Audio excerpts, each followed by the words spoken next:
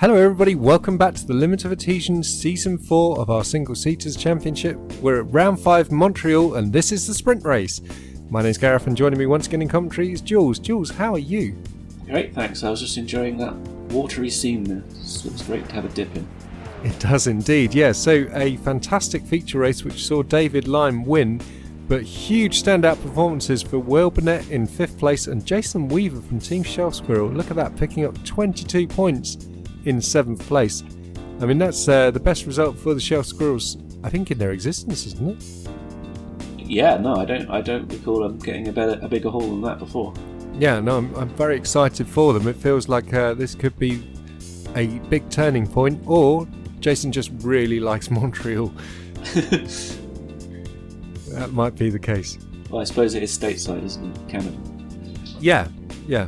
So, well, we'll see how it goes for the remaining 7 rounds of the championship, though. But we can see. Stop stupid Aguri. Yeah, look at that, 280 points. But look, there's Team Shelf Squirrel in 12th place then, on 50 points now, and not that far behind Team MMPR, which isn't in this race, sadly. And but we do have Jake Weaver is in that team, so it's father and son battle. Yeah, interesting to see them at the end of this, if they manage to get ahead of MMPR. Yeah. So taking a look at the grid then, we can see Stephen Batty on pole after finishing in 12th place, and there's that Chris Forrester beside him. That's right. Red and black number 41 car from CC Racing. Red lights are on, green lights are on, and it's a very slow start from Batty. What on earth has gone wrong there? And that's caused all sorts of carnage down the back there. Oh no, we've had a very big crash at the start of this race. People still bouncing around all over the place. Chris Forrester in the lead then from Richard Santana. WINSLADE on his inside as they come down to the first chicane, and WINSLADE's got the good run. Look at that, WINSLADE up to 2nd place then. Yep, and Ollie Walker hassling in 4th place for trying to get 3rd from Santana. Yeah. It looks like Miller was caught up in that first that start line incident, wasn't it? Yeah, I saw Miller having all sorts of damage to his car then. Josh Kanameff is right behind and, well, almost getting alongside Gavin Kelly from the Stupid Aguri team then. WINSLADE looks like he's attacking Forrester for the lead. Oh, just nearly flew about it. Or did Kelly just run over the curb there and get a bit of a bounce on his car? Santana fighting WINSLADE as they come down to the hairpin. Outbraking the ETM car into the hairpin, then he's up into 2nd place. WINSLADE ain't going to let that go. He's got a good toe. Expect to see him having a go into the final chicane. He does know Santana's a quicker driver though. We've got the other ETM car though on the inside of Kelly as they come down this back straight then. There's Roberto Costa just ahead in 5th place. And Kelly's missed it. Yeah, and what has happened here then? Santana facing the wrong way and WINSLADE is on top of him. We need a replay, I think, man. I know we don't get much time in these sprint races, but I think we need a replay of that. Yeah, what on earth happened there? So, Chris Forrester then, now with a quite healthy 2-second lead over Oliver Walker in 2nd place. Roberto Costa now promoted up into 3rd ahead of Josh Kanameff for the ETM then. We're riding on board with Roberto Costa looking back at the ETM car, and that's Will Burnett in 5th place again. Can he make it a brace of 5ths? Yes. Oh no, it's like WINSLADE has had to pit. Not surprising after that mating performance. Yeah, I think we saw him getting towed pretty quickly actually once he was stuck on top of Santana's car. I imagine he just picked up the car and chucked it over the pit lane. It was that close. Yeah. Jason Weaver just been demoted to 10th place then by Chris White, who's now up into 9th. Lyne is up into 4th. Wow, he's just passed Josh Kanameff then. Did Kanameff make a mistake then? Must have been, yeah. Burnett on a charge. There he is in the pink number 69 car. It's been missing. I think the pink car has been missing from our league. That's what we think. Yeah, so a replay of Stephen Batty's tremendously slow start then, and then he gets some wheel spin. Very late into the start there. Yeah, no, you don't normally expect to see the oversteer that late into the start. Here's Maren Hugavim from the Otto Esports, gets collected by, that's Jones going over Jones the top. on his head. Yeah. So that's both races he's had a start line collision that wasn't any fault of his own. Yeah, Burnett running wide then out of T2, and that's allowed Josh Kanemoff just to scamper back through then. Oliver Walker now 7/10 behind Chris Forrester, who's still leading this race on lap 3 of 6.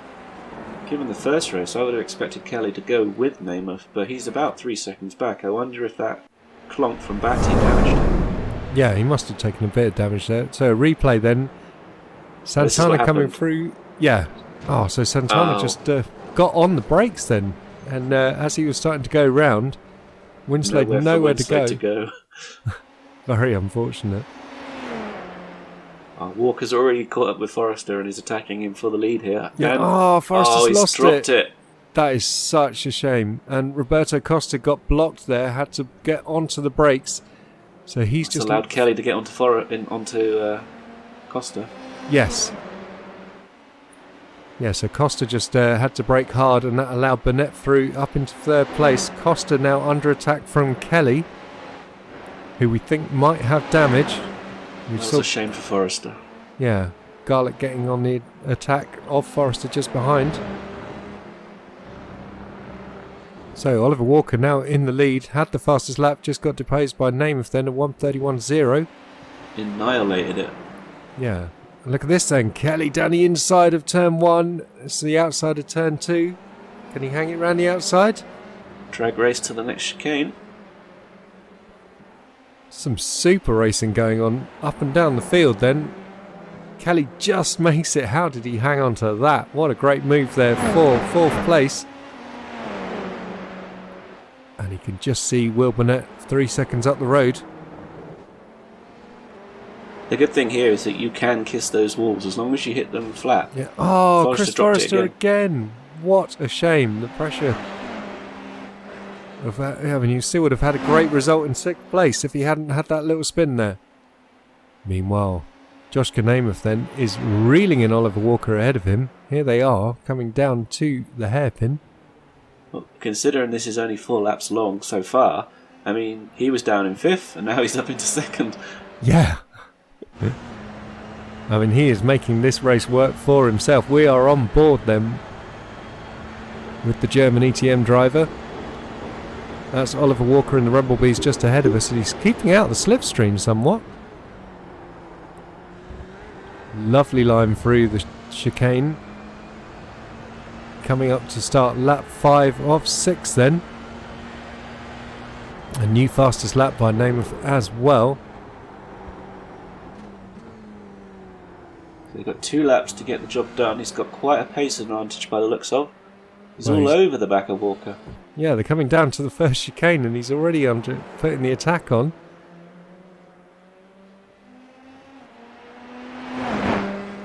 Oh, this is close racing between Walker and Namath. He seems to just have a gut. Oh, he's going to go for it. He's got comfort on these tyres and they're cold. Yeah. No one else is in the 30s. Yeah, he's in a different league. Just Miller. Yeah, you expect that. So Miller down in 10th place, WINSLADE in 11th. Got back going after his unfortunate crash with Santana. The end of lap 1. Here they come down to the hairpin once again then. Namath practically pushing Walker out of there as they come. And Burnett in 3rd just behind. This has got to be his best shot, surely. Yeah. And if there's a collision here, then Burnett could be staring at a sprint race win. He's on the inside though. Here comes Namath into the chicane. And he's later on the brakes and he's done it. He's up into the lead. That was a neat and tidy pass. He preferred the outside against Kelly, but inside against Walker. Yeah. And as he starts the final lap of this race then, Josh Kanemoff is leading the sprint race for the 2nd time in 2 races. That's amazing stuff. Right. Yeah. I nearly checked myself there.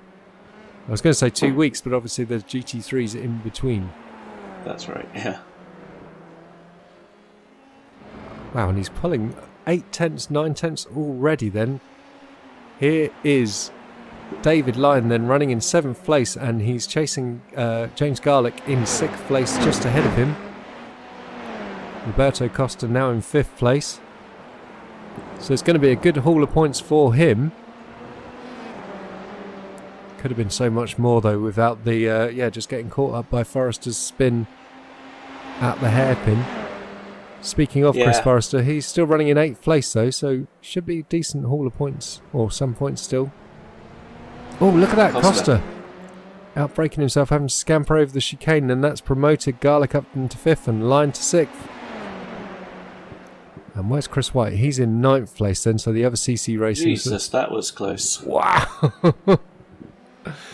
I can't believe he did that. Lyne just forcing the issue on the hairpin against James Garlick. Normally good, respectful racing between those two.